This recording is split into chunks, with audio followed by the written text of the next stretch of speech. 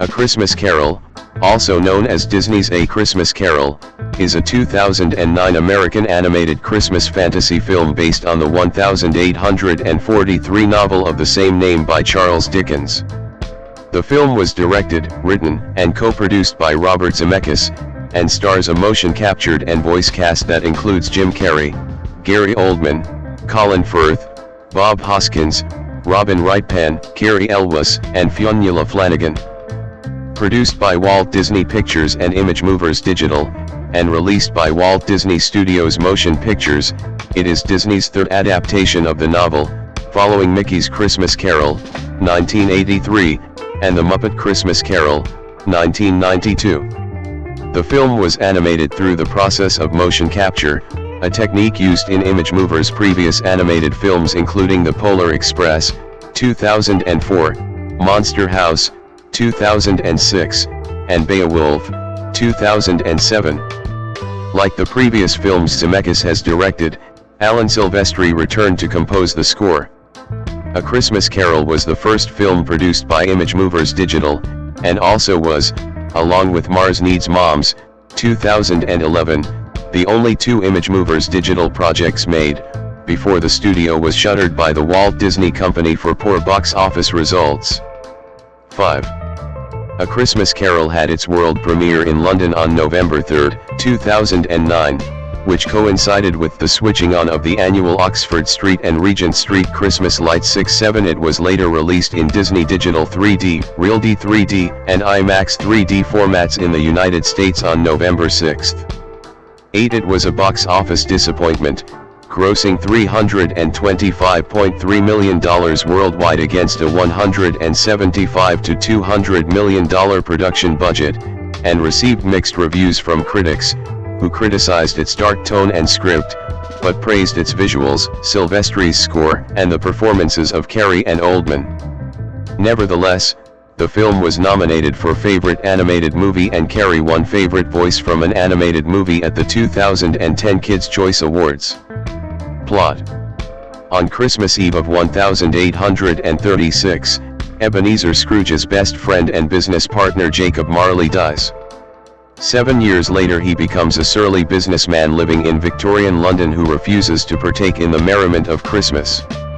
On Christmas Eve in 1843, he declines an invitation to his nephew Fred's Christmas dinner, harshly dismisses two gentlemen who are collecting donations for the poor, and only reluctantly allows his employee Bob Cratchit to have Christmas Day off. That night, Scrooge is visited by the ghost of Jacob, who is bound in chains. He informs Scrooge that 3 spirits will visit him over the course of 3 nights, and he must heed their warnings or suffer a similar fate to his.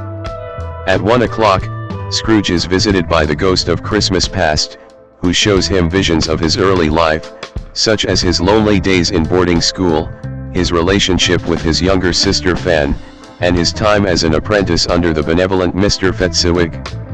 The young Scrooge met a young woman named Belle, with whom he fell in love, but his focus on accruing wealth drove them apart. Overwhelmed, Scrooge extinguishes the ghost's flame and returns home. Scrooge next meets the merry ghost of Christmas Present, who shows how others find joy on Christmas Day. Scrooge and the ghost visit Bob's house and he learns his family is content with their small dinner and meager home.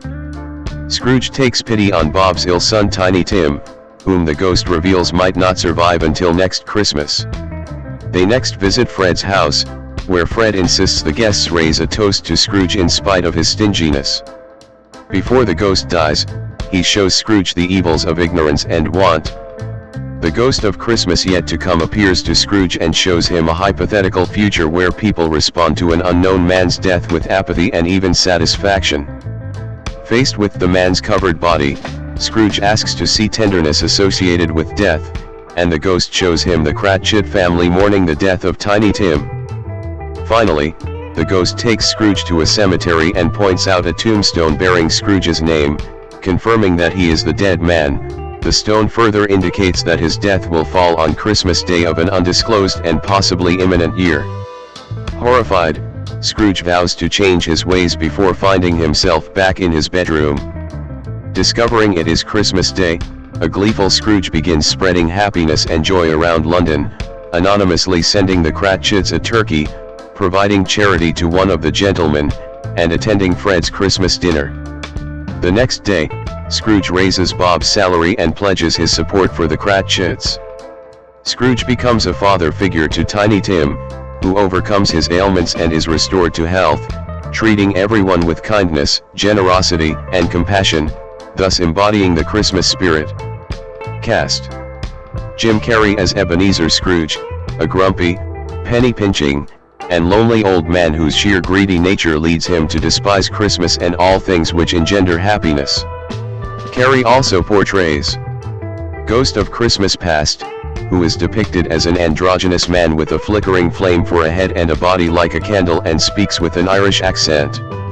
Ghost of Christmas Present, who is depicted as a towering man with red hair, a full beard, and a green ermine robe, and is a jolly figure prone to hearty laughter and speaks with a Yorkshire accent. Ghost of Christmas Yet to Come, who is depicted as an ominous shadow of Scrooge's alter ego. His appearance is of a figure in a large black hooded cloak. Gary Oldman as Bob Cratchit, Scrooge's poor underpaid clerk. Jacob Marley, the ghost of Scrooge's ex-business partner who is bound in chains. Oldman also provides the motion capture for Tiny Tim, Cratchit's youngest son.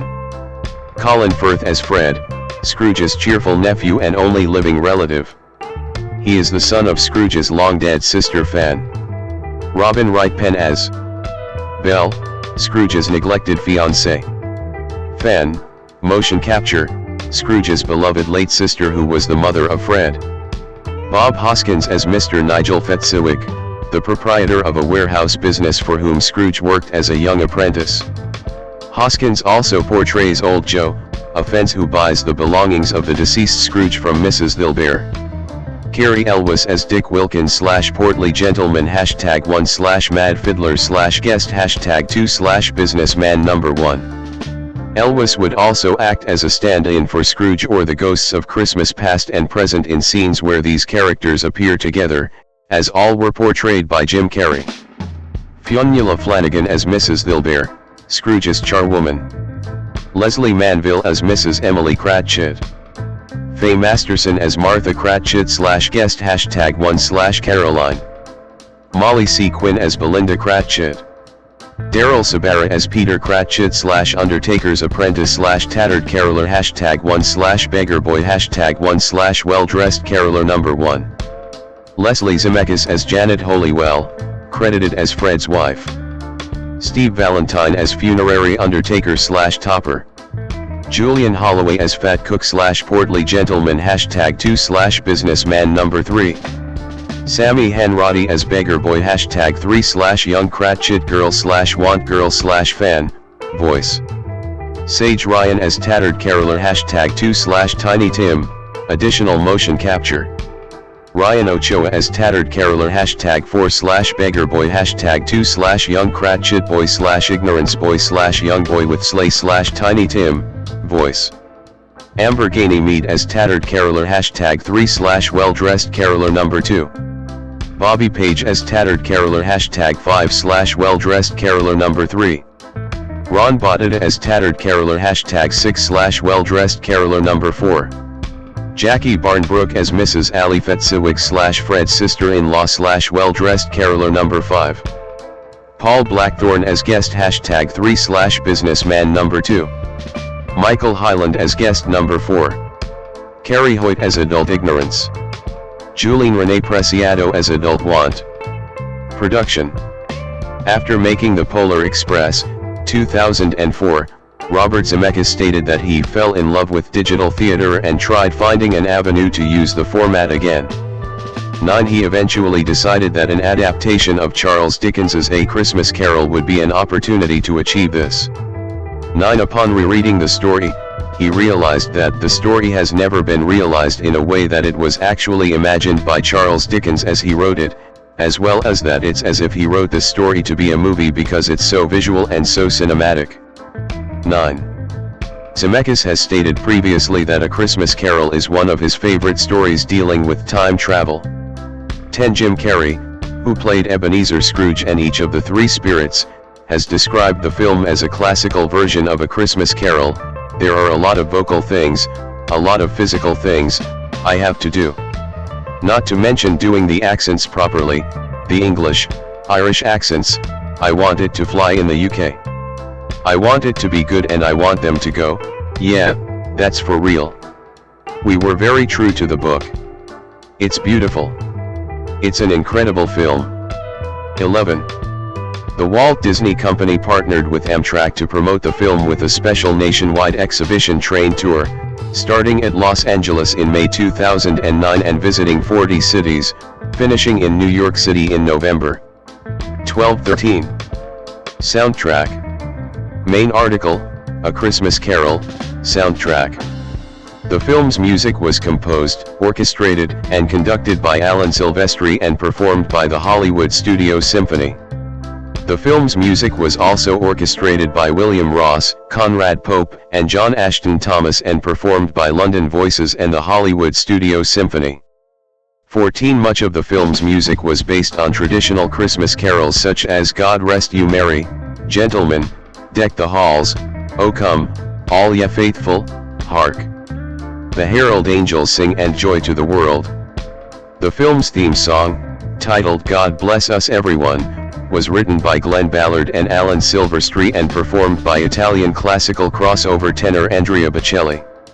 The film's soundtrack album was recorded in 2009 at the Newman Scoring Stage in Los Angeles, California. The film's soundtrack album was also released on November 3, 2009 by Walt Disney Records. Present by Juju is the theme song for the Japanese version. 15. Release. A Christmas Carol opened in London on November 3, 2009, and was theatrically released on November 6, 2009, in the United States by Walt Disney Studios Motion Pictures. Home media. Walt Disney Studios Home Entertainment released the film on November 16, 2010 16 in a single-disc DVD, 2-disc 2D Blu-ray/DVD combo and in a 4-disc combo pack that includes a Blu-ray 3D, a regular Blu-ray, a DVD, and a digital copy. This marked the first time that a film was available in Blu-ray 3D the same day as a standard Blu-ray citation needed, as well as Disney's first in the Blu-ray 3D market along with Alice in Wonderland, 2010. 17. The DVD contains deleted scenes and 2 featurettes called On Set with Sammy and Capturing a Christmas Carol. The Blu-ray also has a digital advent calendar and the featurette Behind the Carol, the full motion capture experience. The Blu-ray 3D has an exclusive 3D game called Mr. Scrooge's Wild Ride. The film grossed $69 million in home sales. 18. Reception. Box office. A Christmas Carol grossed $137.9 million in the United States and Canada, and $187.4 million in other territories, for a worldwide total of $325.3 million.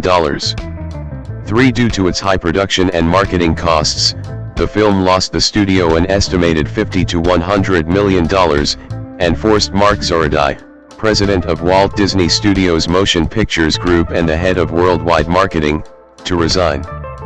19. The film opened at number 1 in 3,683 theaters, grossing $30.1 million its opening weekend, with an average of $8,159 per theater. 20. In the United Kingdom, A Christmas Carol topped the box office on 2 occasions. The first was when it opened, the second was 5 weeks later when it leapfrogged box office chart toppers 2012, The Twilight Saga, New Moon and Paranormal Activity despite family competition from Nativity, another Christmas-themed film. Critical response.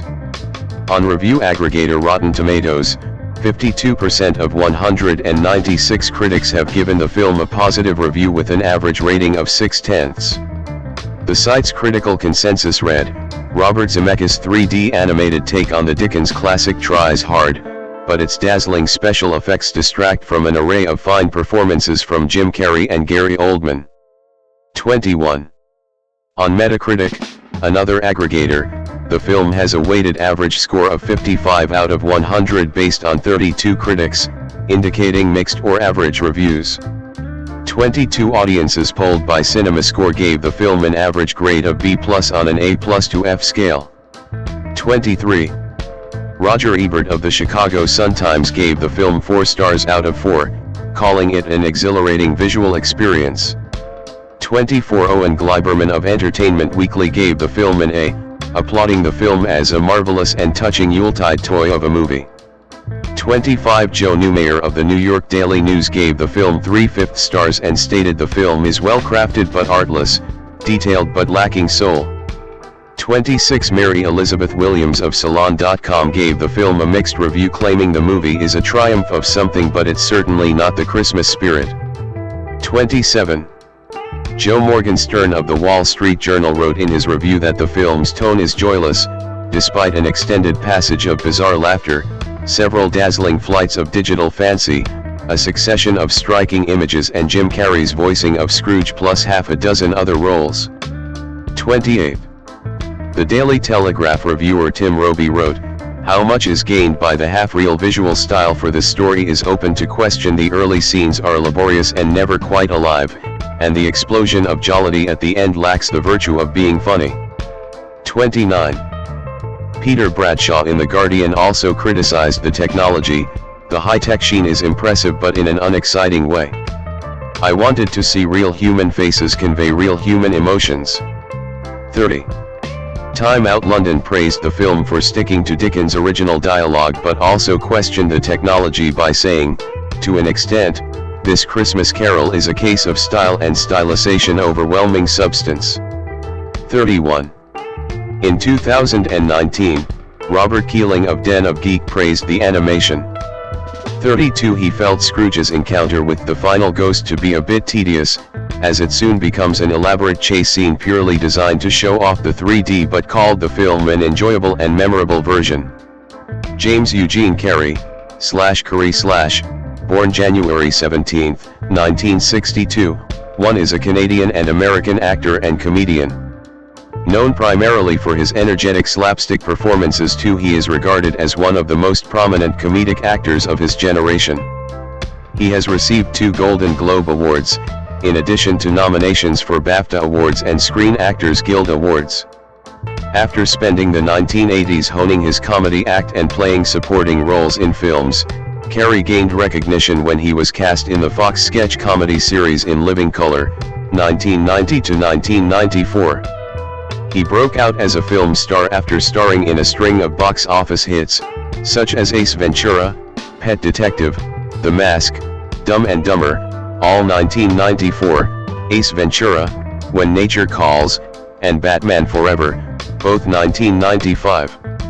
The success of these 5 films led to Carrey being the first comic actor to receive an upfront $20 million salary for performing in films, beginning with The Cable Guy, 1996.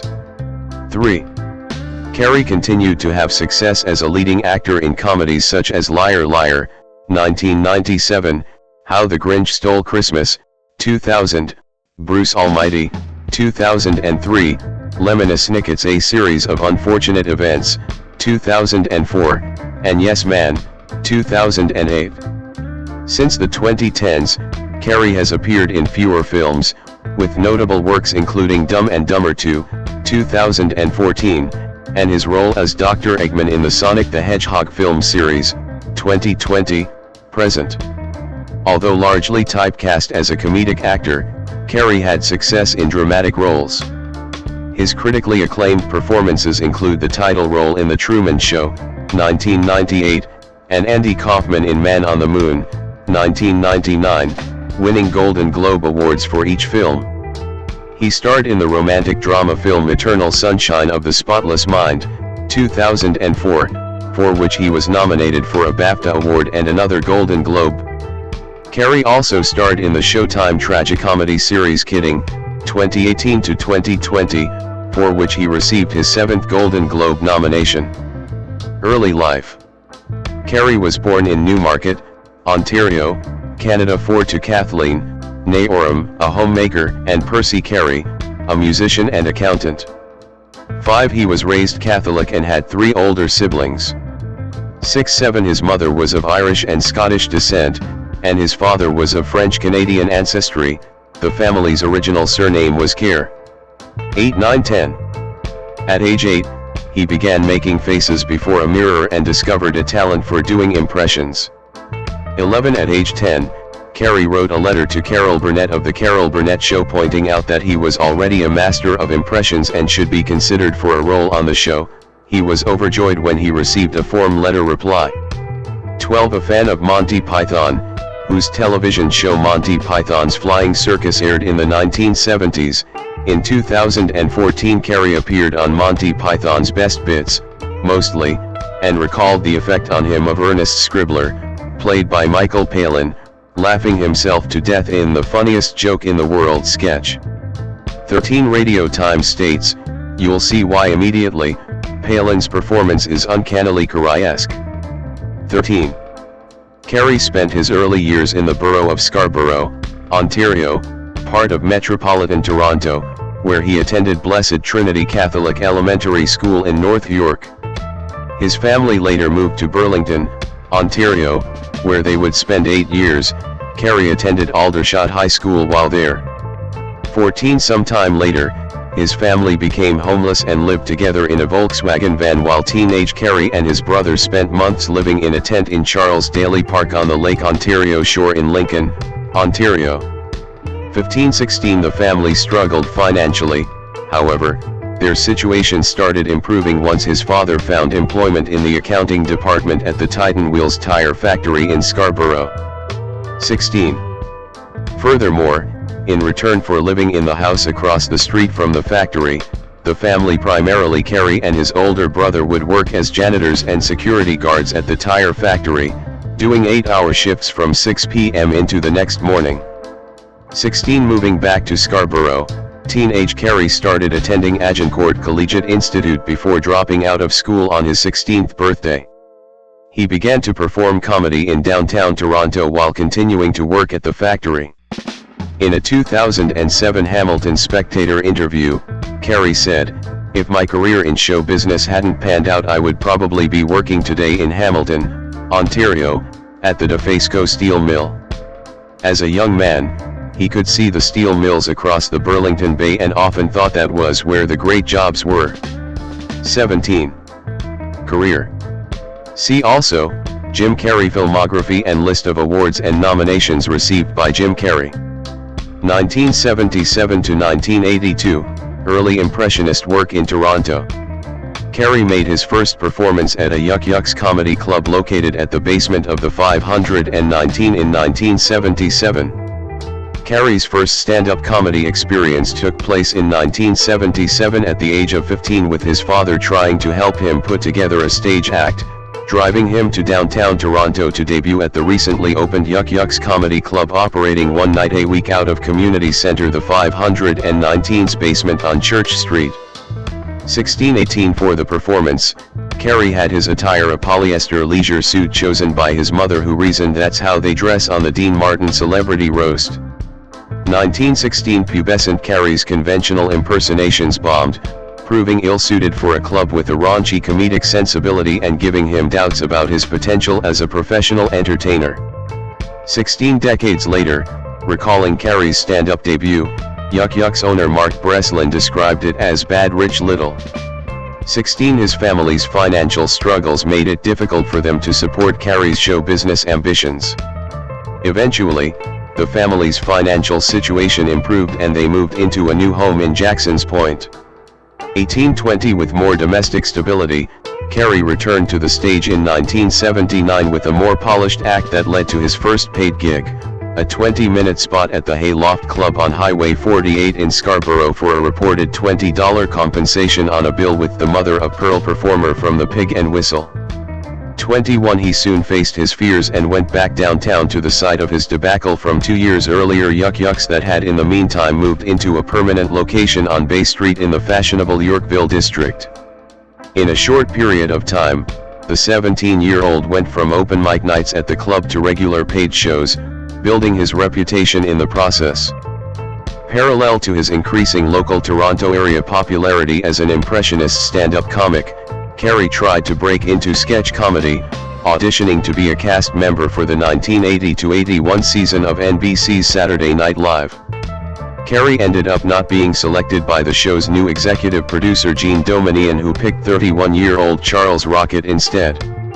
22 decades later, after establishing himself as a Hollywood film star, Carrey would host the show in May 1996, January 2011, and October 2014. 23-24 After not getting Saturday Night Live, Carrey took a voice acting job performing Clutch Cargo-inspired bits on The All Night Show, an overnight program airing locally on the CFMT TV channel branded as Multilingual Television, MTV. 25. Continuing to perform his stand-up act of contortionist impressions in the city of Toronto and surrounding towns, in February 1981, 19-year-old Carrey was booked as the opening act for the rock band Godot at the Roxy Theatre in Barrie for 2 shows on consecutive nights. The rock crowd booed him off stage and he refused to return for the second night. 26 2 weeks later, however, a review of one of Carrey's spots at Yuck Yucks alongside a sizable photo of him doing a stage impression of Sammy Davis Jr. appeared in the Toronto Star on the front page of its entertainment section, with the writer Bruce Blackadar raving about a genuine star coming to life. 27-28 Save for a brief mention in the Barrie Examiner, it was the first time Carrey received significant mainstream corporate media coverage, and the glowing praise in one of Canada's highest circulation dailies created demand for his impressionist stand-up act throughout the country. 28-21. In April 1981, Carrey appeared in an episode of the televised stand-up show An Evening at the Improv. 29 That summer, he landed one of the main roles in Introducing Janet, a made-for-TV movie that premiered in September 1981 on the CBC, drawing more than 1 million viewers for its first airing in Canada. 30 Playing a struggling impressionist comic Tony Maroney, it was Carrey's first acting role. The CBC promotion the movie had received, as well its subsequent high nationwide viewership, further solidified the youngster's comedic status in the country. By the time the movie finished its CBC run of repeats several years later, its title for the home video release on VHS was changed to Rubberface in order to take advantage of the comic's by then established prominence for doing elaborate contortionist impressions. 30 Making more comedy club appearances in the United States, Carrey was noticed by comedian Rodney Dangerfield, who signed Carrey to open his tour performances. By December 1981, a well-known comic in Canada, Toronto Star reported about Carrey waiting for a United States work permit, having received interest from Johnny Carson's Tonight Show, largely off his reputation from Canada. 31-32. In the early part of 1982, Carrey reportedly performed for The Tonight Show bookers Jim McCauley and Bud Robinson as part of the program's audition process for stand-up comic spots. 33 However, rather than being booked on the show, Carrey got advised to further hone his act, so he went back home to the Toronto area where he had already built a significant following. 33 Touring venues throughout North America as the opening act for Rodney Dangerfield, Carrey made a stop at home in Toronto on June 19, 1982, performing 2 sold-out shows at Massey Hall. 1983 to 1993, moved to Hollywood. Carrey in 1985. In early 1983, Carrey decided to move to Hollywood, where he began regularly performing at the Comedy Store. Getting on The Tonight Show became his immediate career goal, and, by spring 1983, he appeared to have achieved it after getting booked for a stand-up set on the highly rated Late Night Show. 34 However, a lukewarm club set at the Improv got him unbooked. 34 Though struggling to replicate his success in Los Angeles, Carrey continued being a big hit in his hometown Toronto, where he returned during late April 1983 to perform at the short-lived B.B. Magoon's theatrical venue on Bloor Street on 3 consecutive nights. While in town, CTV's flagship news magazine program W5 did a feature on Carrey that aired nationally in Canada. Back in LA, within months, he landed the main role on The Duck Factory, a sitcom being developed for NBC, and, In late November 1983, Still got to debut his impressionist act on The Tonight Show starring Johnny Carson via a promotional appearance for the sitcom about to start airing nationally in the United States on the same network. 34 In the meantime, he was cast for a supporting role in the Warner Brothers comedy production Finders Keepers, shot in the Canadian province of Alberta during late summer 1983. For his Tonight Show appearance that aired on American Thanksgiving, 21-year-old Carrey went through his most popular impressions: Elvis Presley, Leonid Brezhnev, Jack Nicholson, Bruce Dern, Clint Eastwood, Charles Bronson, Michael Landon, James Dean, E.T. the Extraterrestrial, Charles Nelson Riley, characters from My Three Sons, and Kermit the Frog and Miss Piggy in rapid succession. 35 After completing his set, though getting the OK gesture from Carson, the impressionist comic was notably not waved over by the host to join him on the couch, a usual indication that while sufficiently pleased, the powerful host was probably not ecstatic about the performance. 36 The end of 1983 saw Carrey go back home to Toronto once more for a publicized New Year's Eve performance at the Royal York Hotel's Imperial Room. Originally scheduled to start airing in January 1984, the Duck Factory sitcom debuted in April, airing Thursdays at 9:30 p.m. between Cheers and Hill Street Blues. 37-38 The same month, Carrey took a job hosting the 1984 Awards ceremony held in Toronto at the Royal York Hotel's ballroom. 39 By the time he made his debut appearance on NBC's Late Night with David Letterman in late July 1984, the network had already cancelled the Duck Factory. Carrey went back to touring with his impressionist act, including often opening for Rodney Dangerfield. After being noticed doing stand-up by producer Samuel Goldwyn Jr. and contacted to audition for a teen horror sex comedy being developed by the Samuel Goldwyn Company, Carrey landed a starring role in Once Bitten, shot in early 1985. 40 Carrey would continue getting film roles. Throughout late summer and early fall 1985, he shot a supporting part in Francis Ford Coppola's Peggy Sue Got Married, which went into a long post-production process. 40 In parallel, he decided to try out for Saturday Night Live again, this time ahead of the show's 1985-86 season being prepared by returning executive producer Lorne Michaels, who was looking to hire an all-new cast.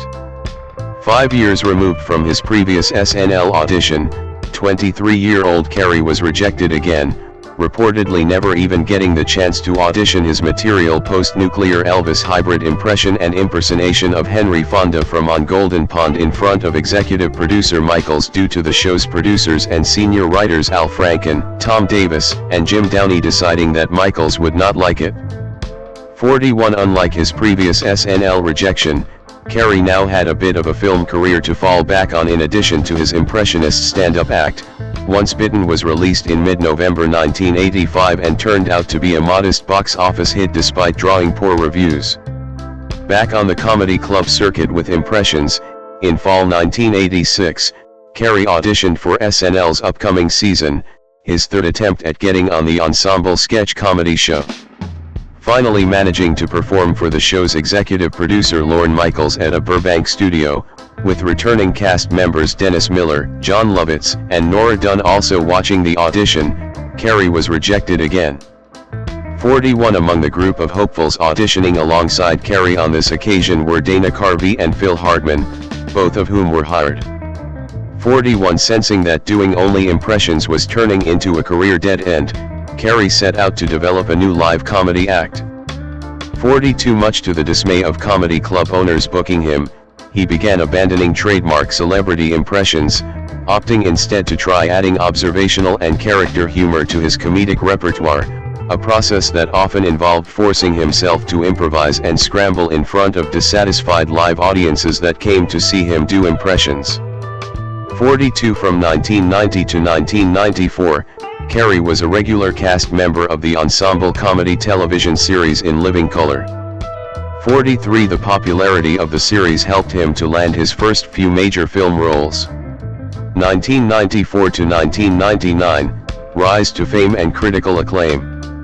Carrey played the lead role in Ace Ventura, Pet Detective, which was released in February 1994 and went on to gross $72 million in the United States and Canada. 44 Following its success and before the release of his next film, The Mask, which was anticipated to be another hit, Morgan Creek Productions paid him $5 million to reprise his role as Ace Ventura, and New Line Cinema offered him $7 million to make a sequel to The Mask and paid him $7 million to appear in Dumb and Dumber, a nearly tenfold increase on his salary for Ace Ventura. 45-46 The Mask, released in July 1994, grossed $351 million worldwide. 47-48 and Dumb and Dumber, released in December 1994, was another commercial success, grossing over $270 million worldwide. 49 Carrey received his first Golden Globe Award nomination for Best Actor for his work in The Mask and was voted second on Quigley's Top 10 Money-Making Stars poll, behind Tom Hanks. 50. Carrey portrayed the Batman villain the Riddler in the Joel Schumacher-directed superhero film Batman Forever, 1995. The film received mixed reviews, but was a box office success. He reprised his role as Ace Ventura in Ace Ventura: When Nature Calls, which was also released in 1995.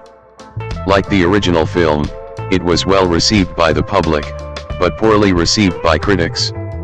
It was a huge box office success, earning $212 million worldwide in addition to breaking records, with a $40 million opening weekend. 51 Carrey became the first comic actor to be paid an upfront salary of $20 million for his next film, The Cable Guy, 1996. 52-53 Directed by Ben Stiller, the film was a satirical black comedy, in which Carrey played a lonely, menacing cable television installer who infiltrates the life of one of his customers, played by Matthew Broderick. The role was a departure from the hapless, hyper, overconfident characters he had been known for. However, it did not fare well with most critics, many reacting to Carrey's change of tone from previous films. 54 Carrey also starred in the music video of the film's closing song, Leave Me Alone by Jerry Cantrell. 55 Despite the reviews, The Cable Guy grossed $102 million worldwide. 56. He soon bounced back with the critically acclaimed comedy Liar Liar, 1997, playing Fletcher Reed, an unethical lawyer rendered unable to lie by his young son's birthday wish. Carrey was praised for his performance, earning a second Golden Globe Award nomination for Best Actor. Janet Maslin of the New York Times said, "Well into his tumultuous career, Mr. Carrey finally turns up in a straightforward comic vehicle, and the results are much wilder and funnier than this mundane material should have allowed." 57. The following year he decided to take a pay cut to play the serio-comic role of Truman Burbank in the satirical comedy-drama film The Truman Show, 1998. 58. The film was highly praised and brought Carrey further international acclaim, leading many to believe he would be nominated for an Academy Award. 59. He won the Golden Globe Award for Best Actor in a Motion Picture Drama but did not receive an Academy Award nomination. The Truman Show was a commercial success, grossing $264 million worldwide against a budget of $60 million. 60-61 A Film 4 critics stated that the film allows Carrey to edge away from broad comedy, adding that it was a hilarious and breathtakingly conceived satire. 62.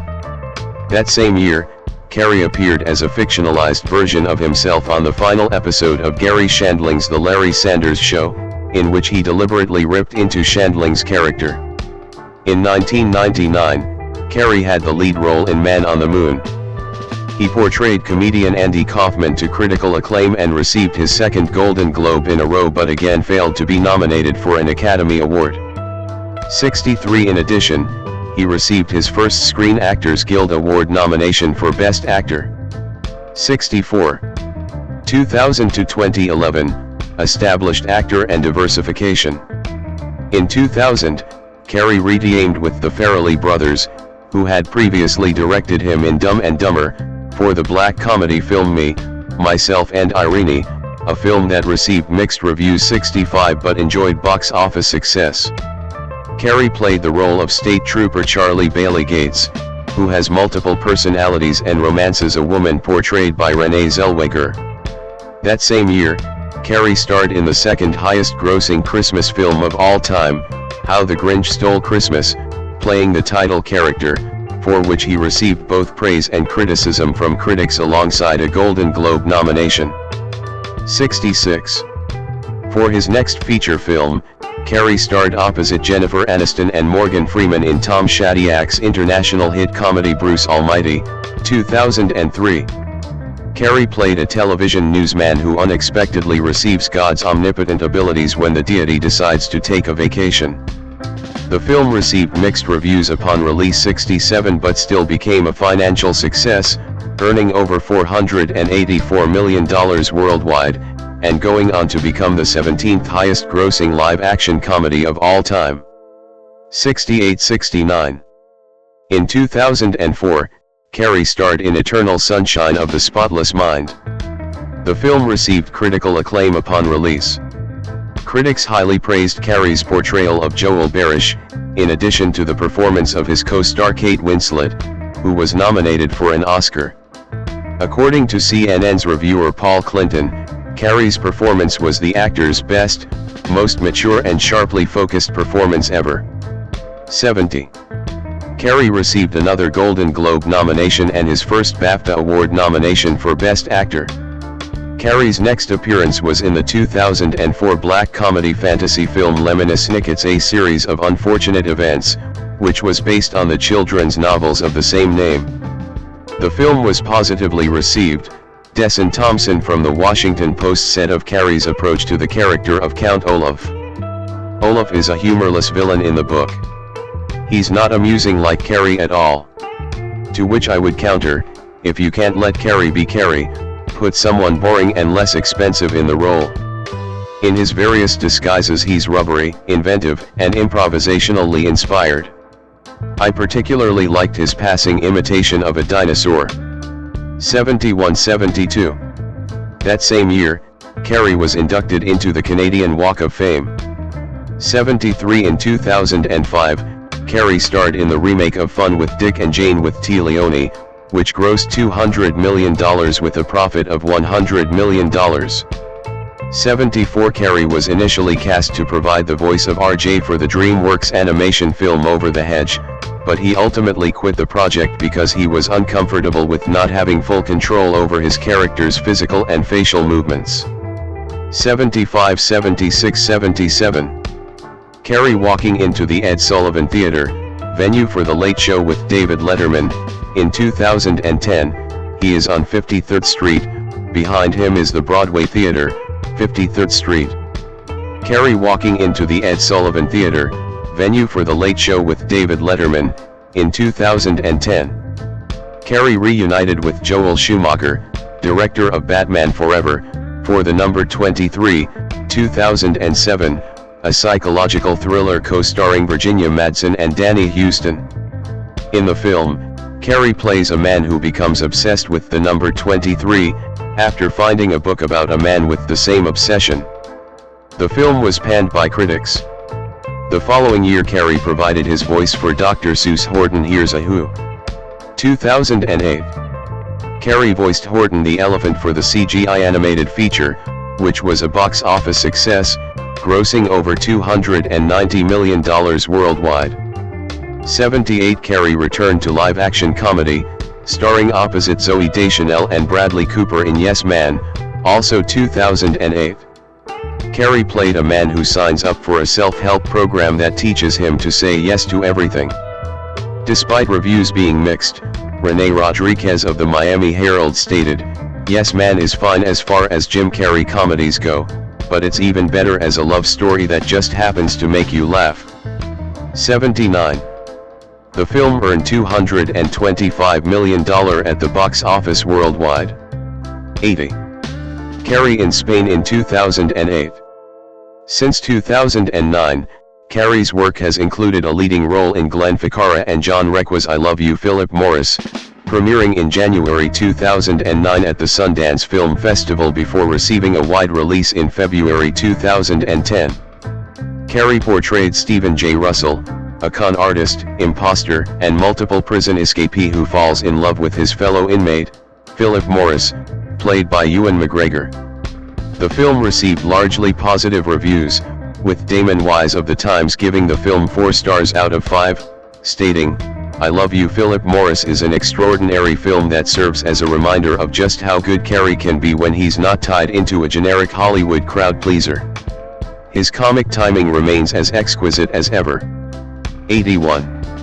For the first time in his career, Carrey portrayed multiple characters in Disney's 3D animated take on the classic Charles Dickens tale, A Christmas Carol, 2009, voicing Ebenezer Scrooge and the ghosts of Christmas past, present, and future. Directed by Robert Zemeckis, the film also starred Robin Wright Penn, Bob Hoskins, Colin Firth, Gary Oldman, and Cary Elwes. The film received decent reviews and was a financial success. Carrey landed the lead role in Mr. Popper's Penguins, 2011, playing Tom Popper Jr., a realtor who becomes the caretaker of a family of penguins. The film received a mixed reception upon release. 82. Carrey in 2011. 2012 to 2018, change in pace. He starred alongside former co-star Steve Carell in the Don Scardino-directed comedy film The Incredible Burt Wonderstone, 2013. Carrey played Steve Gray, a dangerous street magician who overshadows the formerly successful magician Burt Wonderstone, played by Carell. The film was released in March 2013 to mixed reviews and underperformed significantly at the box office, grossing just over $27 million on a $30 million budget. 83. Around the same time, he appeared in Kick-Ass 2, also 2013, as Colonel Stars and Stripes. He retracted support for the film 2 months prior to its release. He issued a statement via his Twitter account that, in light of the Sandy Hook Elementary School shooting, now in all good conscience I cannot support that level of violence. 84.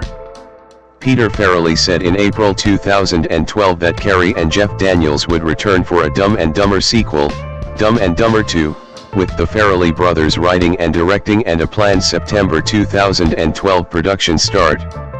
85. In June, however, Carrey's representative said Carrey had left the project because the comedian felt New Line and Warner Brothers were unenthusiastic toward it.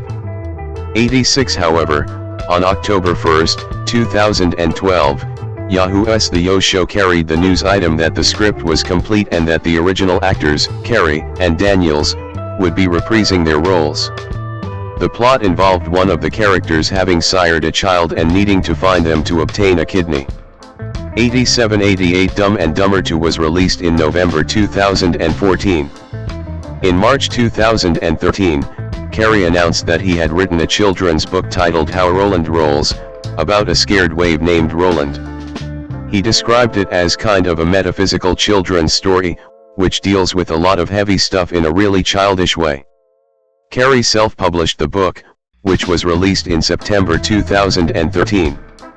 89. 90. On March 25, 2013, Carrey released a parody music video with Eels Through Funny or Die, with Carrey replacing Mark Oliver Everett on vocals.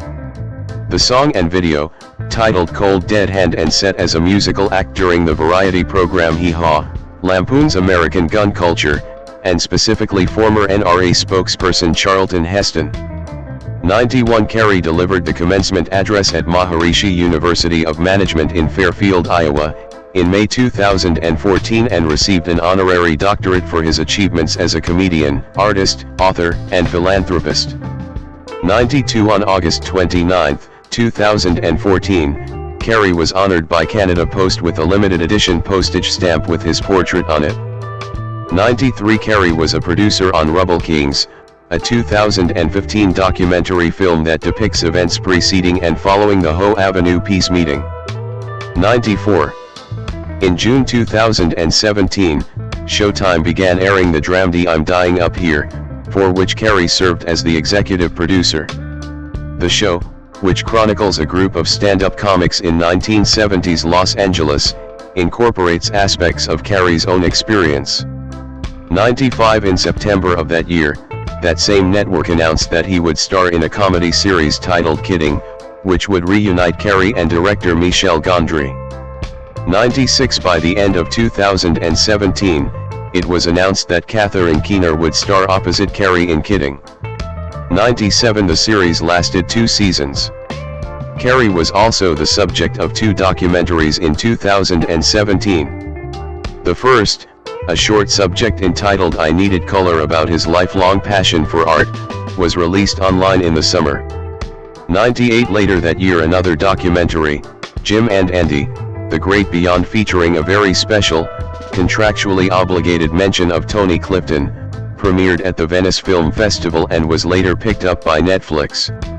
99 The film chronicles the behind-the-scenes drama during the shooting of Man on the Moon, when he never broke character as Andy Kaufman. 100 It incorporates footage that was shot for the film's electronic press kit 100 but ultimately pulled by Universal as they felt that it was too damaging. 101. 2019, present, return to mainstream. Carrey at the 2019 Golden Globes. In June 2018, Carrey was cast as Dr. Robotnik, the main antagonist of the Sonic the Hedgehog video game series, in a film adaptation of the franchise. The film was released in February 2020 to positive reviews. 102 Carrey's portrayal of Ivo Robotnik was praised, with some considering it one of his best performances in years. 103 104 Carrey returned for Sonic the Hedgehog 2, released in April 2022. 105 which grossed $72 million at the US box office in its opening weekend to give Carrey the best opening of his career to date. 106. In 2020, Carrey published Memoirs and Misinformation. 107 In September, during the final stages of the 2020 US presidential election, it was announced that Carrey would portray presidential nominee Joe Biden on the 46th season of Saturday Night Live, taking over the role from Jason Sudeikis, Woody Harrelson and John Mulaney. 108 109 However, many felt Carrey's high-energy comedy style clashed with the real-life Biden's low-key persona, producing an imitation that lacked authenticity, and failed to impress viewers and critics.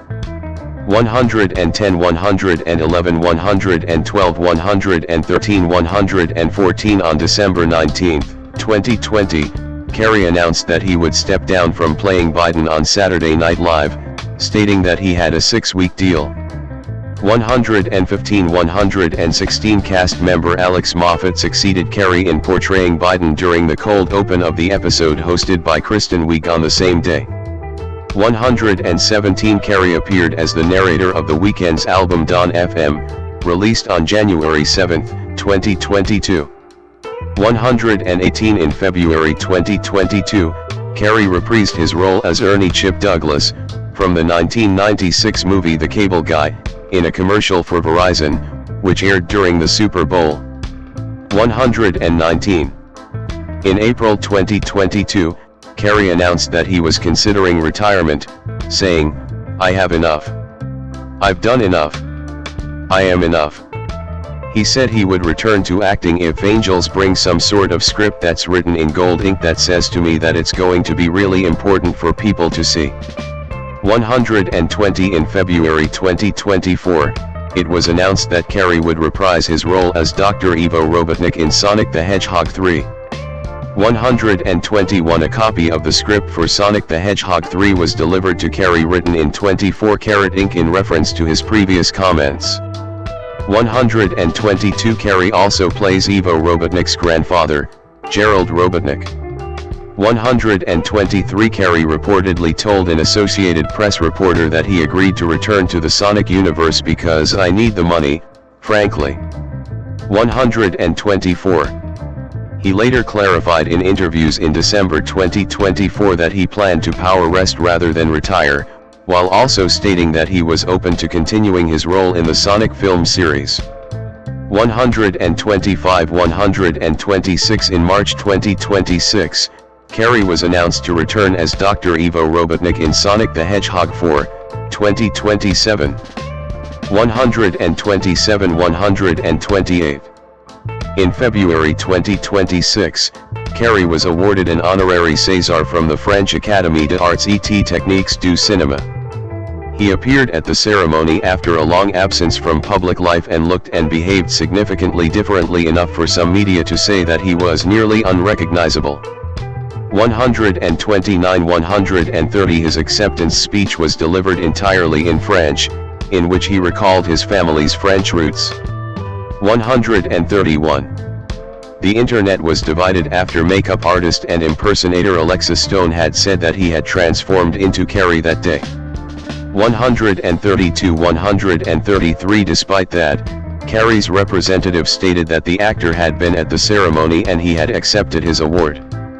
Gregory Collier, the organizer of the César Awards, commented on the controversy with "For me, it's a non-issue." He noted that Carrey had been working on his speech for months. 134. Personal life. Carrey has depression and took Prozac to combat the symptoms for years. He later said that he no longer takes medications of any kind and abstains from coffee, alcohol, and drugs. 135. He received U.S. citizenship in October 2004 and remains a dual citizen of the United States and his native Canada. 136. Carrey owns various properties in Los Angeles and has lived in Brentwood since 1994. 137. In November 2022, the Russian Ministry of Foreign Affairs banned 100 Canadians, including Carrey, from entering Russia as a reciprocity for the international sanctions which had been introduced due to the 2022 Russian invasion of Ukraine. 138. Relationships. Carrey with his family at the Horton Hears a Who. Premiere in 2008. Carrey dated singer Linda Ronstadt for 8 months in 1983. 139. On March 28, 1987, Carrey married former actress and Comedy Store waitress Melissa Womer. The couple had one daughter. 140. Carrey and Womer divorced in 1995. 141. On September 23, 1996, Carrey married his Dumb and Dumber co-star Lauren Holly. This second marriage lasted less than a year. 142. From 1999 to 2000, Carrey was engaged to his Me, Myself and Irene co-star Renee Zellweger. 143. In 2002, he was in a relationship with January Jones. 144. In 2005, Carrey met model and actress Jenny McCarthy, and he made public in June 2006 that they were in a romantic relationship. They ended it in April 2010. 145. With McCarthy noting in October 2010 that they had remained good friends. 146. In early 2011, Carrey was seen holding hands with America's Next Top Model contestant Anchal Joseph, leading to speculation that the two were dating. 147. In 2012, Carrey met Catriona White, a makeup artist from County Tipperary, Ireland. 148. They dated between 2012 and 2015. On September 28, 2015, White was found dead from a prescription drug overdose. The death was ruled a suicide by the Los Angeles County Medical Examiner. 149. Carrey was a pallbearer at her funeral in Cappoite, Ireland.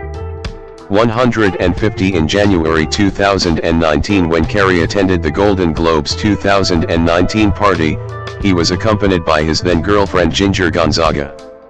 151. 152. The couple split after less than a year of dating. 153. While accepting an honorary César in 2026, he revealed his longtime relationship with a woman named Min Ah, whom he called his sublime companion. 154. Wrongful death lawsuits. Carrey's girlfriend Catriona White married Mark Burton in 2013, in Las Vegas. She and Carrey had been dating on and off since 2012, and she was still married but dating Carrey when she died in 2015. 155 On September 19, 2016, Burton filed a wrongful death lawsuit against Carrey, claiming that he had used his immense wealth and celebrity status to illegally obtain and distribute prescription drugs involved in White's death. Carrey released a statement the following day. "What a terrible shame. It would be easy for me to get in a back room with this man's lawyer and make this go away, but there are some moments in life when you have to stand up and defend your honor against the evil in this world. I will not tolerate this heartless attempt to exploit me or the woman I loved. Kat's troubles were born long before I met her, and sadly her tragic end was beyond anyone's control.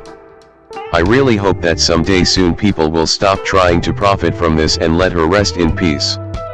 156-157.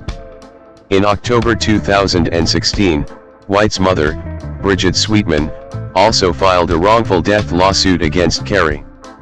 158. Both lawsuits were dismissed on January 25, 2018, and attorneys for both sides confirmed there would be no further legal proceedings. 159-160. Vaccine skepticism and connection to autism. In 2009, Carrey wrote an article questioning the merits of vaccination and discussing its connection to autism for the Huffington Post.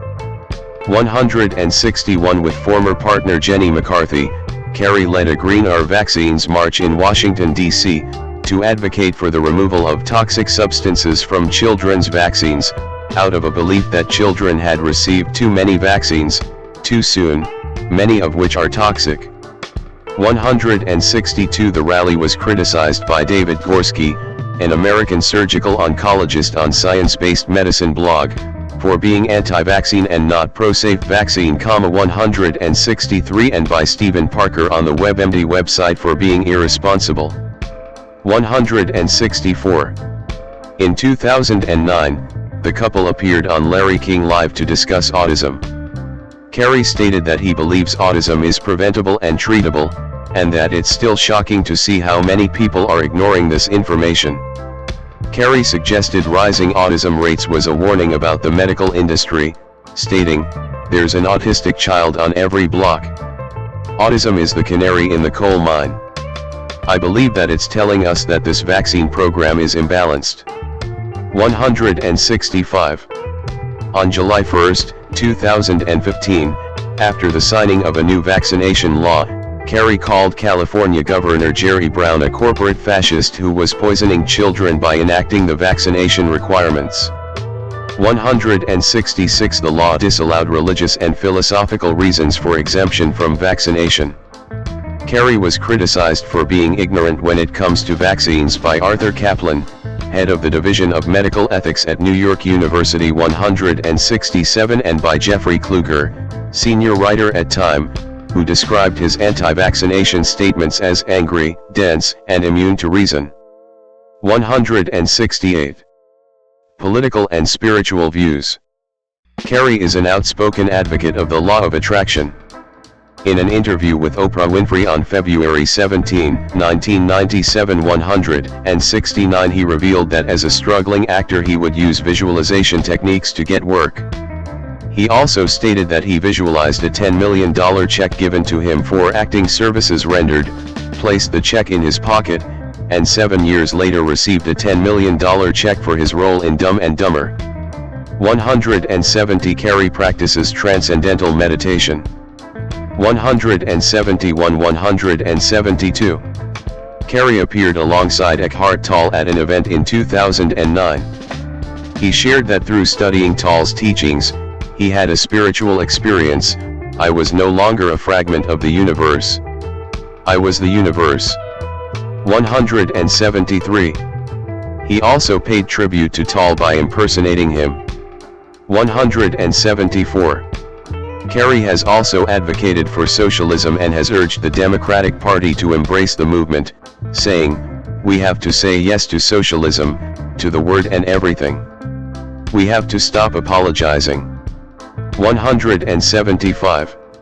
Carrey has shared his own political cartoon drawings since August 2017, including controversial renderings of President Donald Trump, and then White House Press Secretary Sarah Huckabee Sanders. 176 He sparked an international event on March 31, 2019, posting a drawing criticizing fascism by depicting Benito Mussolini's infamous death with Clara Petacci. This irked Mussolini's granddaughter Alessandra, who chided him on Twitter, calling him a bastard and his artworks dirty paper. 177 178 His drawing repertoire culminated in an exhibition titled Indignation, which opened on October 23, 2018, at the Macaroni Gallery in Los Angeles and featured 108 pen and ink drawings from Carrey's Twitter feed from 2016 to 2018. 179 In February 2021, Carrey announced he would discontinue political cartoons. 180. In a 2004 interview with 60 Minutes, Carrey reportedly said, "I'm a Buddhist, I'm a Muslim, I'm a Christian." 181. In June 2017, Carrey delivered a speech at a Homeboy Industries event, where he said, "I want to speak to the fact that I believe that this room is filled with God, and that you are heroes to me and I admire you." He also said, "You've made the decision to walk through the gate of forgiveness, of grace, just as Christ did on the cross." 182. Artwork.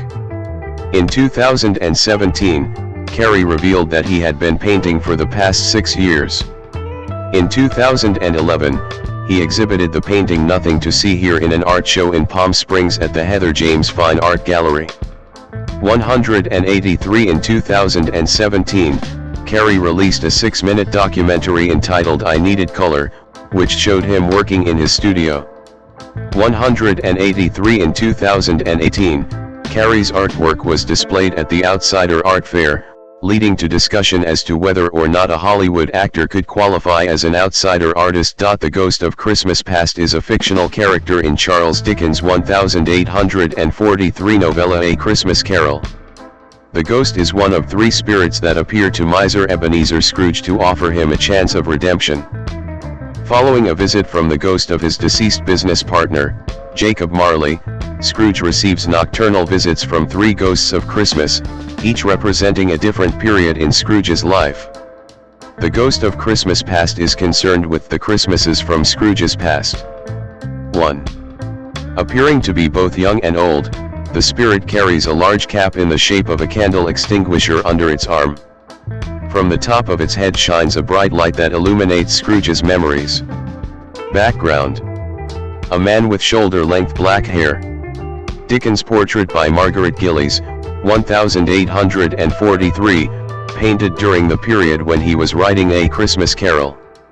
By early 1843, Dickens had been affected by the treatment of the poor and, in particular, the treatment of the children of the poor after witnessing children working in appalling conditions in a tin mine to and following a visit to a ragged school.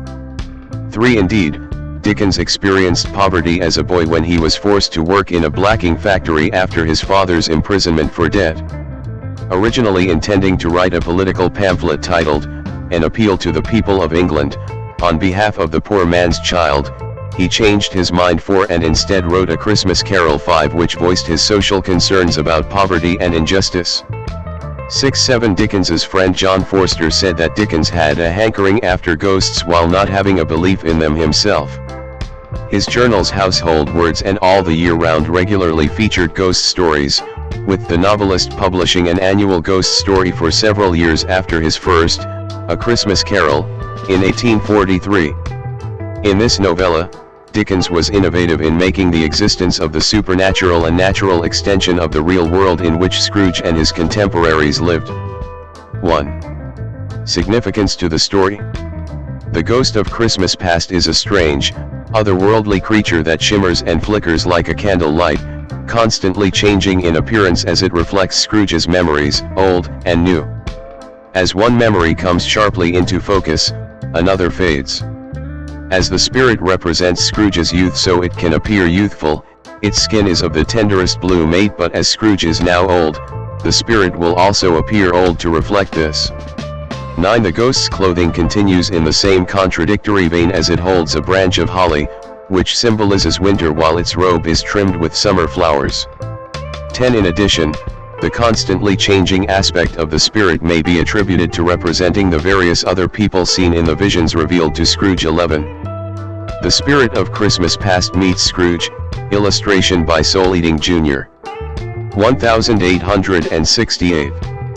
It was a strange figure, like a child, yet not so like a child as like an old man, viewed through some supernatural medium, which gave him the appearance of having receded from the view, and being diminished to a child's proportions. Its hair, which hung about its neck and down its back, was white as if with age, and yet the face had not a wrinkle in it, and the tenderest bloom was on the skin. The arms were very long and muscular, the hands the same, as if its hold were of uncommon strength. Its legs and feet, most delicately formed, were, like those upper members, bare.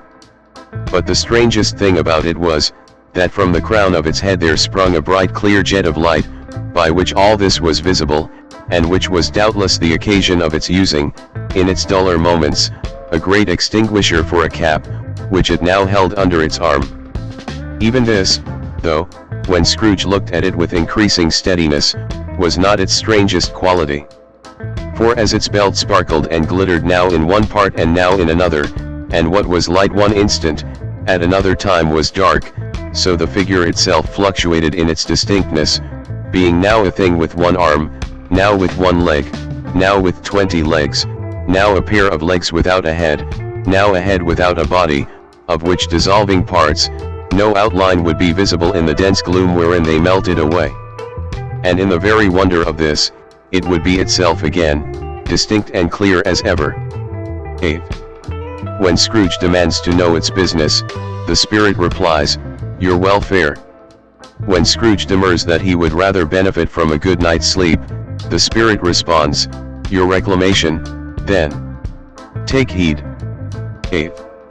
The first of the three spirits, illustration by Harry Furness, 1910. Visions of the past. Although seemingly gentle and ethereal, the spirit is deceptively strong, putting out its strong hand as it spoke and gently clasped him by the arm. "Rise and walk with me." Scrooge worries that he is liable to fall, but the spirit invites him to fly. Scrooge shows the first flicker of emotion when shown the vision of his unhappy childhood that the spirit reveals to him, particularly when he sees his school friends, and he again sees his younger sister, Fan. Scrooge becomes even more animated at the Christmas Eve celebrations during the time of his apprenticeship to Mr. Fetziwig. Scrooge shows a further awakening of his human nature when the spirit asks, "A small matter," said the ghost, "to make these silly folks so full of gratitude."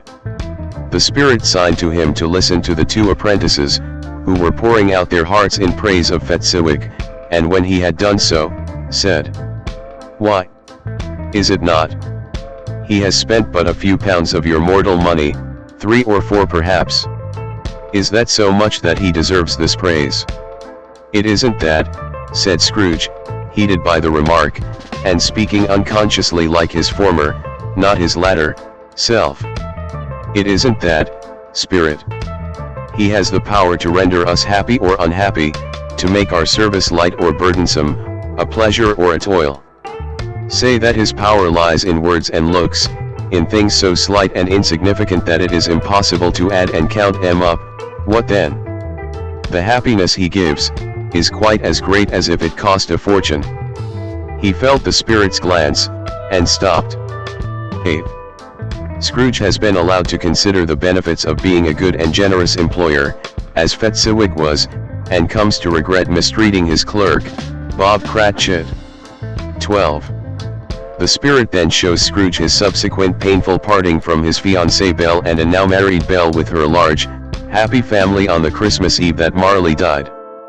13. When Scrooge becomes upset by these memories, the spirit says, "These are the shadows of the things that have been. That they are what they are, do not blame me." When Scrooge asks the ghost to remove him from the house, he turned upon the ghost, and seeing that it looked upon him with a face, in which in some strange way there were fragments of all the faces it had shown him. Scrooge wrestles with the ghost, crying out, "Leave me!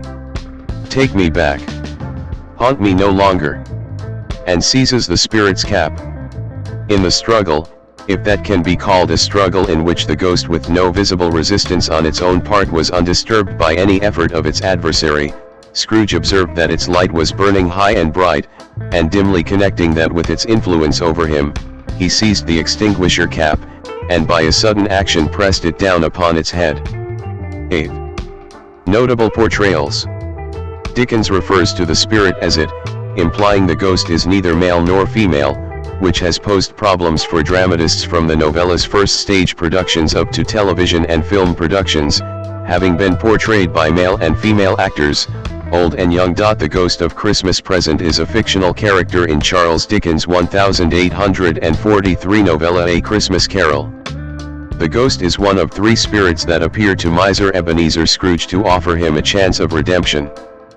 Following a visit from the ghost of his deceased business partner, Jacob Marley, Scrooge receives nocturnal visits from three ghosts of Christmas, each representing a different period in Scrooge's life. The Ghost of Christmas Present is concerned with Scrooge's current life and the present Christmas Day. 1. The Ghost of Christmas Present is presented as a personification of the Christmas spirit. 2-3 And in the novella's first edition, hand-colored drawing by John Leech resembles early Victorian images of Father Christmas. The spirit first appears to Scrooge on a throne made of traditional Christmas foodstuffs that would have been familiar to Dickens's more prosperous readers. 4-5. The spirit becomes the mouthpiece for Dickens's view on social reform and Christian charity. 2-6 Generosity and goodwill to all men, especially to the poor, and celebration of Christmas Day. 7. Background. A man with shoulder-length black hair. Dickens' portrait by Margaret Gillies, 1843, painted during the period when he was writing A Christmas Carol. By early 1843 Dickens had been affected by the treatment of the poor and, in particular, the treatment of the children of the poor after witnessing children working in appalling conditions in a tin mine. 8 And following a visit to a ragged school. 9 Indeed, Dickens experienced poverty as a boy when he was forced to work in a blacking factory after his father's imprisonment for debt. Originally intending to write a political pamphlet titled, An Appeal to the People of England, on behalf of the poor man's child, he changed his mind. 10 And instead wrote A Christmas Carol. 11 Which voiced his social concerns about poverty and injustice. 12-13. Dickens's friend and biographer John Forster said that Dickens had a hankering after ghosts, while not actually having a belief in them himself, and his journals Household Words and All the Year Round regularly featured ghost stories, with the novelist publishing an annual ghost story for some years after his first, A Christmas Carol, in 1843. In this novella, Dickens was innovative in making the existence of the supernatural a natural extension of the real world in which Scrooge and his contemporaries lived. 1 Dickens making the Christmas spirits a central feature of his story is a reflection of the early Victorian interest in the paranormal. 14. Origins. Engraving of Old Christmas 1842, Illustrated London News, December 1842. The Ghost of Christmas Present is described as a jolly giant, and Leech's hand-colored illustration of the friendly and cheerful spirit, his hand open in a gesture of welcome confronted by the amazed Scrooge, has been described by Jane Rab Cohen as elegantly combining the ideal, real, and supernatural with humor and sympathy. 15 It is clear that the spirit is based on Father Christmas, the ancient patriarchal figure associated with the English Christmas holiday, traditionally a bearded pagan giant depicted in a fur-lined evergreen robe wearing a crown of holly while holding mistletoe. Father Christmas, or Old Christmas, was often represented as surrounded by plentiful food and drink and started to appear regularly in illustrated magazines of the 1840s. 16. The American Santa Claus commemorated in the 1822 poem A Visit from St. Nicholas, better known as The Night Before Christmas, by Clement Clarke Moore is derived from his pagan English counterpart and the gift-giving St. Nicholas of Myra, but the Ghost of Christmas Present should not be confused with the American version, who was little known in England before the early 1850s. 3. Significance to the story. The second of the spirits, Soul-Eating Jr. 1869. As predicted by Jacob Marley, the second spirit, the ghost of Christmas Present, appears as the bell strikes 1. While Scrooge is waiting to meet the second of the spirits, nothing between a baby and a rhinoceros would have astonished him very much. However, the appearance of the spirit takes him by surprise, with its vision of opulence and the good things of Christmas, a vision of how Scrooge with all his wealth could be living, but chooses not to. 117. The moment Scrooge's hand was on the lock, a strange voice called him by his name, and bade him enter. He obeyed. Heaped up on the floor, to form a kind of throne, were turkeys, geese, game, poultry, brawn, great joints of meat, sucking pigs, long wreaths of sausages, mince pies, plum puddings, barrels of oysters, red-hot chestnuts, cherry-cheeked apples, juicy oranges, luscious pears, immense twelfth cakes, and seething bowls of punch, that made the chamber dim with their delicious steam. In easy state upon this couch there sat a jolly giant, glorious to see, who bore a glowing torch, in shape not unlike Plenty's horn, and held it up, high up, to shed its light on Scrooge as he came peeping round the door. "Come in!" exclaimed the ghost. "Come in, and know me better, man." Scrooge entered timidly, and hung his head before the spirit. He was not the dogged Scrooge he had been, and, though the spirit's eyes were clear and kind, he did not like to meet them. "I am the ghost of Christmas Present," said the spirit. "Look upon me." Scrooge reverently did so. It was clothed in one simple deep green robe, or mantle, bordered with white fur. This garment hung so loosely on the figure, that its capacious breast was bare, as if disdaining to be warded or concealed by any artifice. Its feet, observable beneath the ample folds of the garment, were also bare, and on its head it wore no other covering than a holly wreath, set here and there with shining icicles. Its dark brown curls were long and free as its genial face, its sparkling eye, its open hand, its cheery voice, its unconstrained demeanor, and its joyful air. Girded round its middle was an antique scabbard, but no sword was in it, and the ancient sheath was eaten up with rust. "You have never seen the like of me before," exclaimed the spirit. 18. Scrooge is more chastened in this spirit's company than he was in the presence of the ghost of Christmas Past, and expresses his willingness to learn from any lesson the spirit will show him.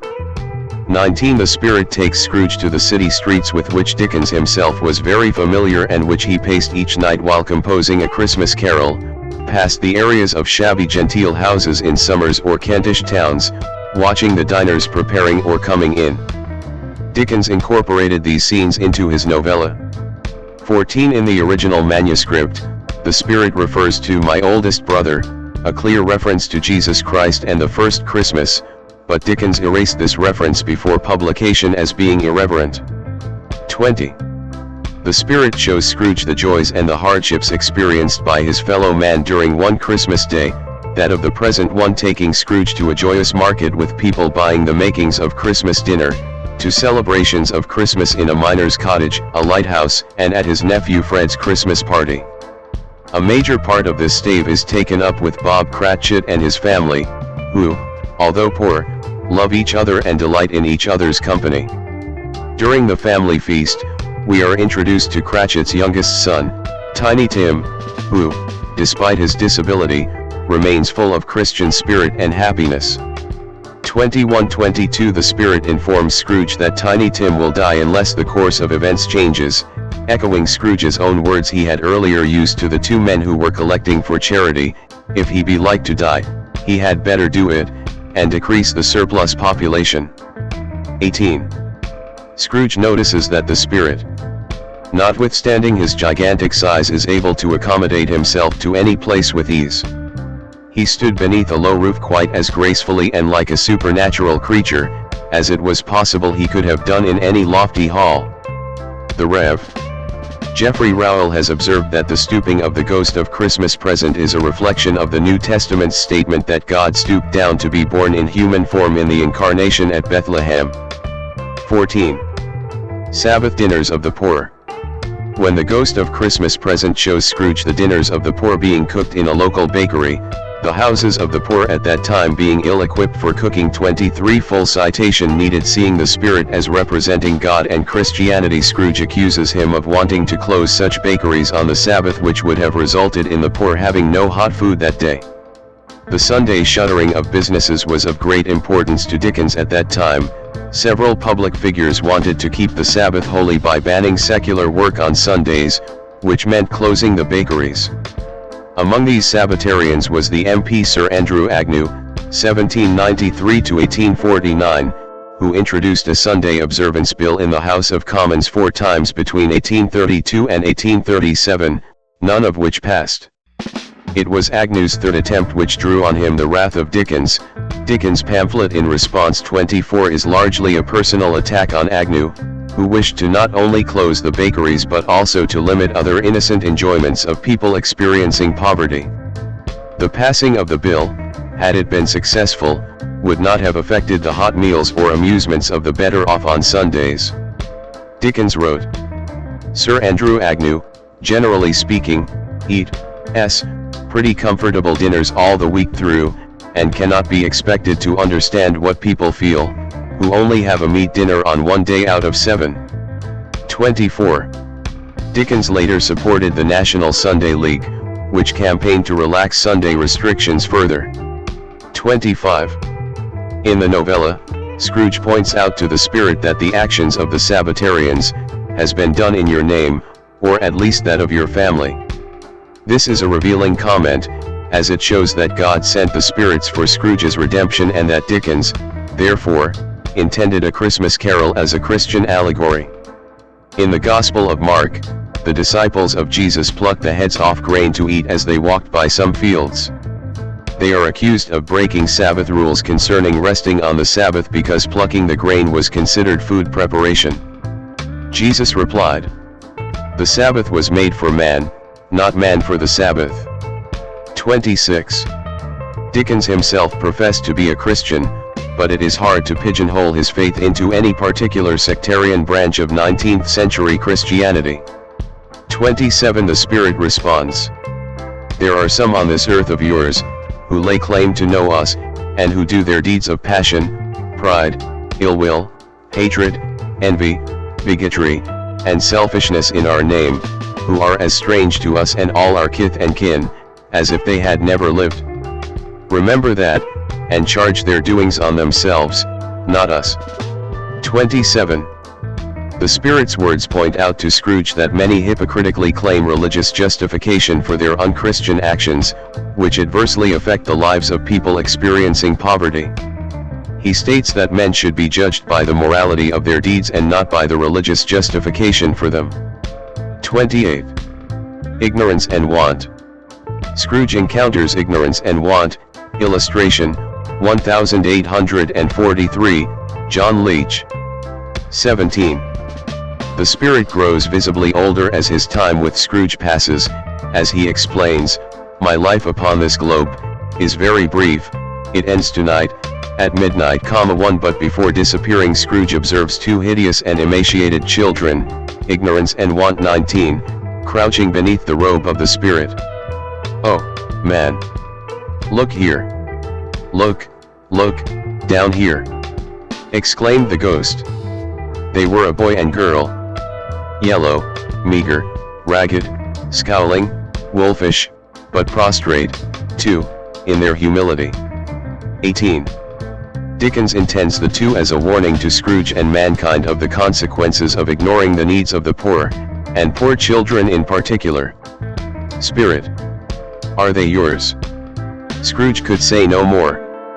They are man's, said the Spirit, looking down upon them.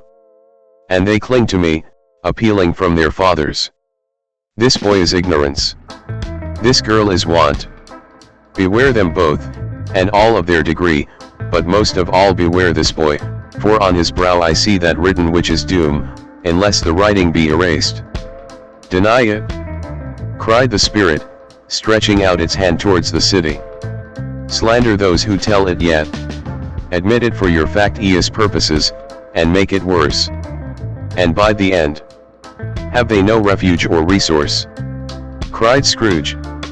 Are there no prisons?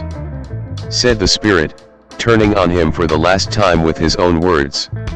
Are there no workhouses? 18. The spirit thus reminds the reader that poverty is not a problem of the past or the future but also the present, and mocks Scrooge's concern for their welfare before disappearing at midnight.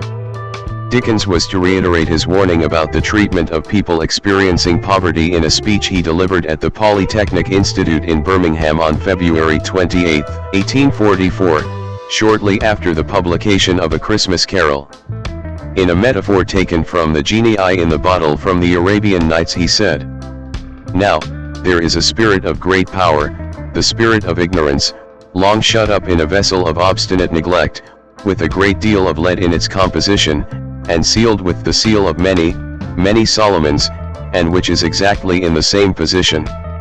Release it in time, and it will bless, restore, and reanimate society, but let it lie under the rolling waves of years, and its blind revenge at last will be destruction."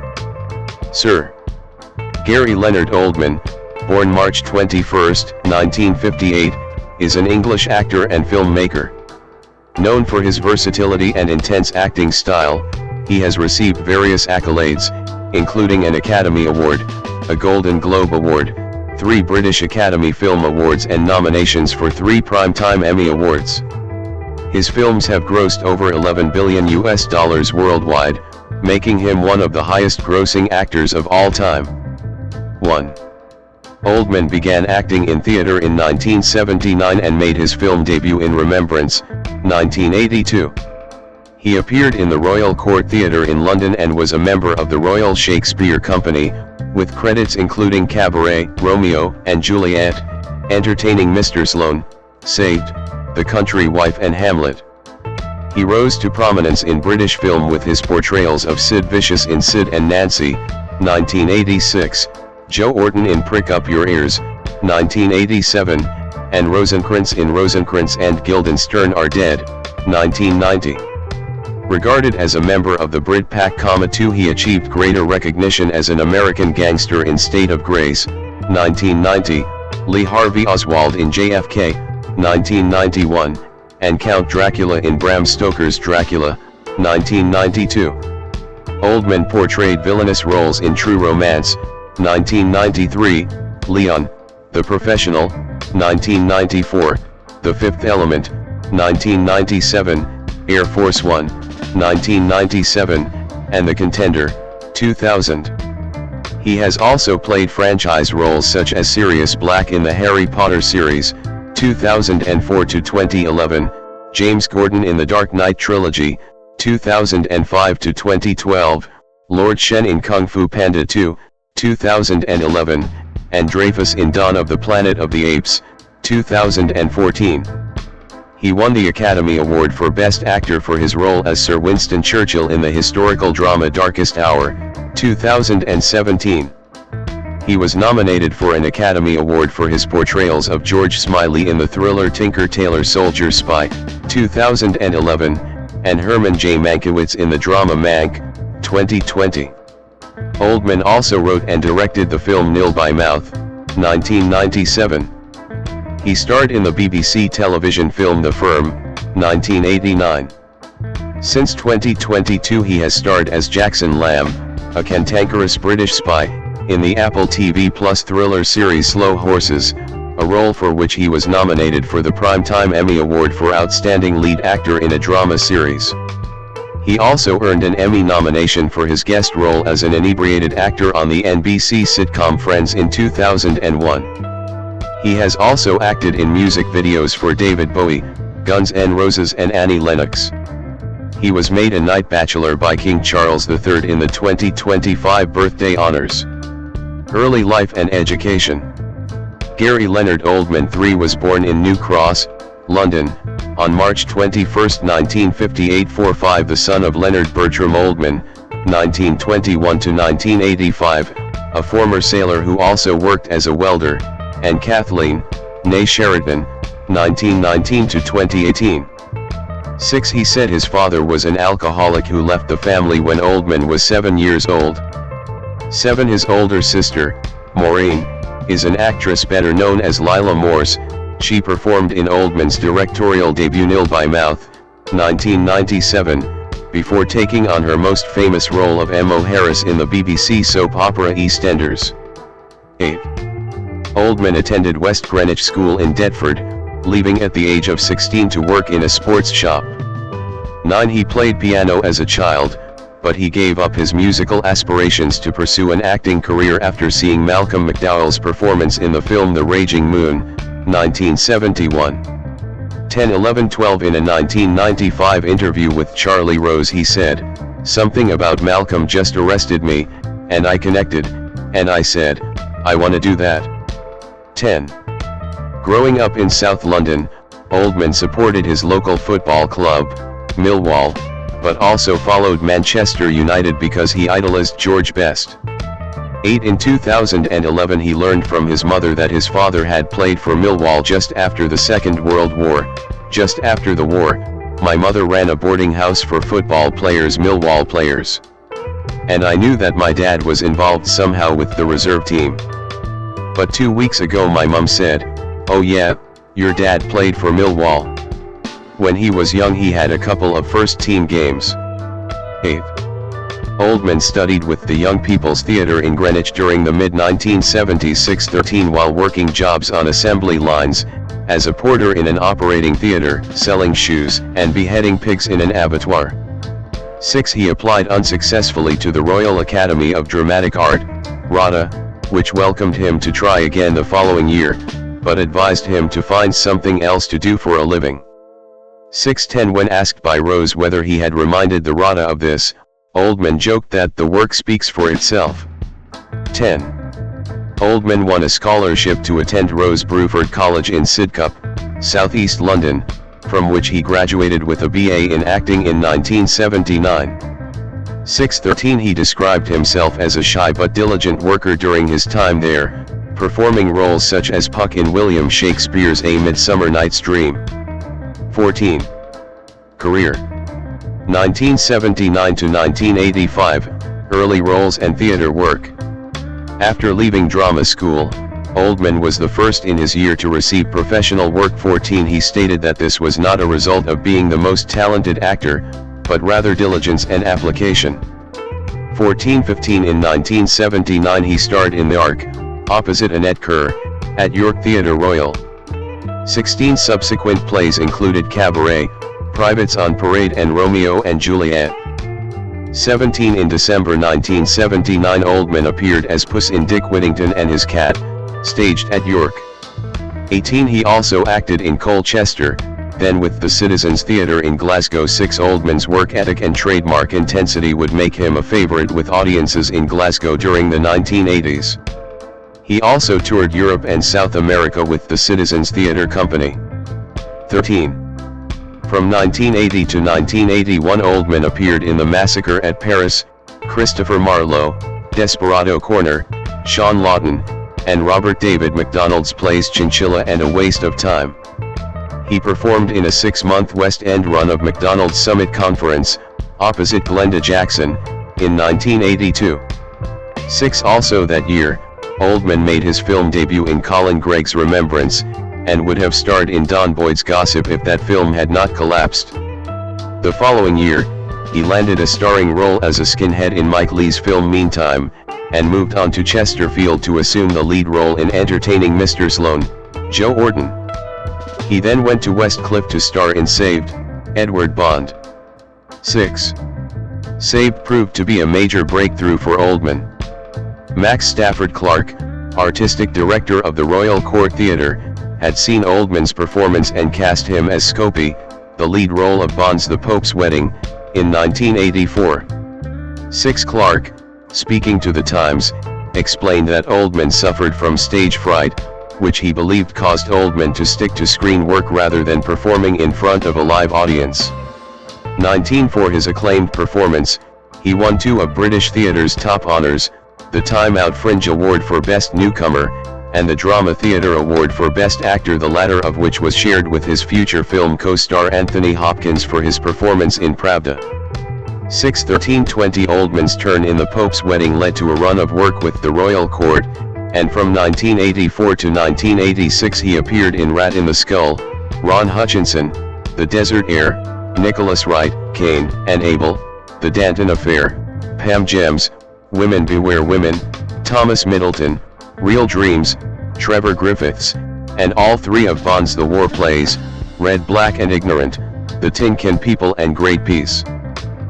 Oldman was a member of the Royal Shakespeare Company from 1985 to 1986. 21.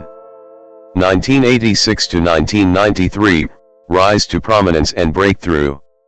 The 1984 production of The Pope's Wedding had been seen by the director Alex Cox, who offered Oldman the part of the musician Sid Vicious in the 1986 film Sid and Nancy.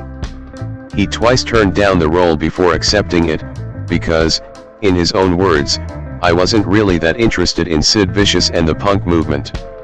I'd never followed it. It wasn't something that interested me. The script I felt was banal and who cares and why bother and all of that. And I was a little bit sort of with my nose in the air and sort of thinking, well, the theater's so much more superior and all of that." He reconsidered based on the salary and the urging of his agent. 22. In 1987 Oldman gained his third starring film role as Joe Orton in Prick Up Your Ears, for which he received a BAFTA nomination for Best Actor. That same year, he appeared in the plays The Country Wife, William Wycherley, and Serious Money, Carol Church.